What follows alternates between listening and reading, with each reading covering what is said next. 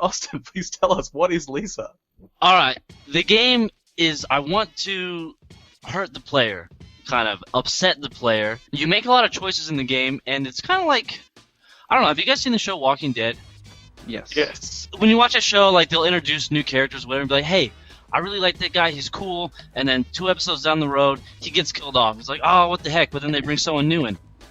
So it's kind of like based around this idea of your party members are expendable, but they're very important to you. If you really like a party member, you want to do everything in your power to keep them on your team, whether that means having to sacrifice something of your own, or, if you don't like him, you can expend him and try to find new people, essentially. So, it's the kind of game where you don't beat the game, you fight the game. You're trying to battle against the game, essentially, in the gameplay, because it's always going to be trying to hammer you down. And that's kind of the main idea.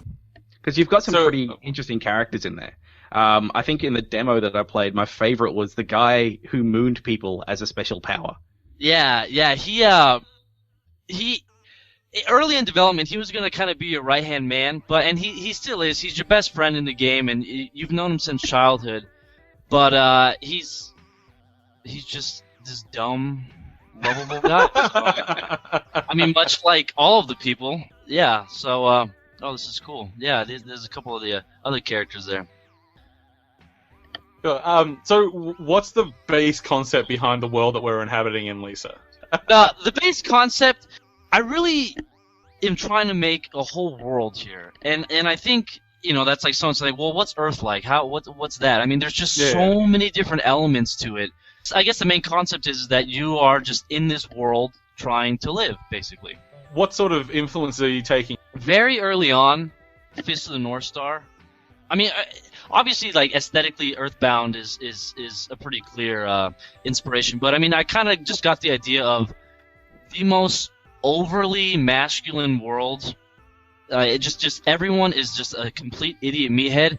And then the more I got into it, the more I started really thinking about it and fleshing it out. And like, well, what if there really was a world where there was only men? What kind of sick, perverted, like, screwed up place would this be? Kind of. So then it kind of that's how it developed into this. And there's still a lot of humor in it, mixed in with the other themes. Because saying that, I really want to try to upset the player and hurt the player. I think it would only be fair to try to balance it out with some humor and stuff like that. Otherwise, why would you even want to play it anyway? So I didn't want the world to look like drab or uninviting at all. I really wanted it to be a nice, cute, post-apocalyptic world. So. Yeah. So this is what Terry Hintz, I think his name. Yeah, Terry Hintz. Yeah. So what's this guy's story? All right, again, this demo is just made for Kickstarter. I really haven't actually started the game yet. I don't want to do too much, so I just wanted to kind of put out a quick sample of what it'll be about. But Terry Hintz will show up in the actual game, and he's basically just like the tutorial character. And that's about it. So apart from you wanting to explore this kind of masculine world, was there any kind of other inspirations apart from sort of Earthbound that you kind of brought into this? It's almost like a diary, if I see something that's funny to me or that upsets me, then I'll try to figure out a way to maybe incorporate in the game or characters that I like, I've done a bunch of sprites and stuff. You can see all the game, like, graphics, a lot of them in the folders and stuff, but you'll see there's like cameo appearances from like old shitty professional wrestlers and like King of Fighters characters and stuff and things like that, but it's just a huge exploration of things. There's just so many different things that come out of so many different angles. The game's not just a bunch of sad people in the apocalypse. You'll see like mermaid men and fish people and just things that you wouldn't expect, and it's just going to be a whole world of basically whatever I think is important. I guess one thing that I like to do a lot, and I think I got this just from Earthbound. And I've grown up with that game, and it's just a huge inspiration in my life overall. But just logic and destroying logic and getting rid of logic is just something I really like. So that type of absurdist humor and that sort of thing I really enjoy that. So that's kind of an element I want to put in there. I do want everything to kind of be based in this world, and if it doesn't fit, then I don't think it'll be in there. So You actually made a game previously called Lisa, which you then renamed to Lisa the First. So partly because there's going to be this game originally had a different name, didn't it? That's had something the Matador or something. Yeah, the last Matador. Yeah. These games now relate in some way. Is there any sort of hint about how that may come apart? It's true. They do relate. And the only reason is because Lisa the First. Honestly, I didn't expect anything from that. It was just a simple, quick little almost like a hobby project. I just, I made it in 3 months, and I didn't really plan anything out. I just started going, and it came out, and I was absolutely surprised at the feedback and the response I got. So I was like, shit, why don't I actually really buckle down and try to make a game that I feel. I'm not ashamed of Lisa, but it's like that's not a good representation of what I can do, So I really kind of want to try to put something out there that has a lot of polish and professionalism in it. So How long are you planning to make the final game? I have a rough a rough storyboard written out. And it'll be kind of broken up, almost like Zelda-type dungeons, only it'll be areas. Kind of like how Lisa the First was. You have like a hub, and then you can branch off into these different areas. I have, so far, I have an idea of having about 8 or 4 of those and making them really big and have their own branching offs and stuff. I don't want to make it the kind of thing where you can get too lost in the world, but I really do want you to be able to just go and have a lot of fun. Depending on the limitations of the software and stuff, I would like to make it pretty long. And even if it's not the scope of the game is huge, what you can do inside of it, I really want to add a lot to it, though. How have you found RPG Maker? 'Cause that's what you're using, right? For me, I'm not trying to make something that is revolutionary in a sort of aesthetic gameplay kind of way. I really want to do something that is very narrative driven, and that with RPG Maker it can accomplish what I want. And I think it's great for what I'm trying to do, and like you said, it'll help in putting out the product fast and efficiently. And on top of that, it's really not having all these options has really forced me to be creative and figure out new things. It's like film for the longest time. Before sound, you had to be really creative, and that's why movies back then were awesome. And now movies are all this CG. They can do anything they want, so they don't have to try it. Essentially, you program and all that, but I think a lot of the creativity's kind of gone a little bit. Yeah. So a very important question. Why are so many characters' nipples exposed? Well, that's not a creative choice so much, but I had a template.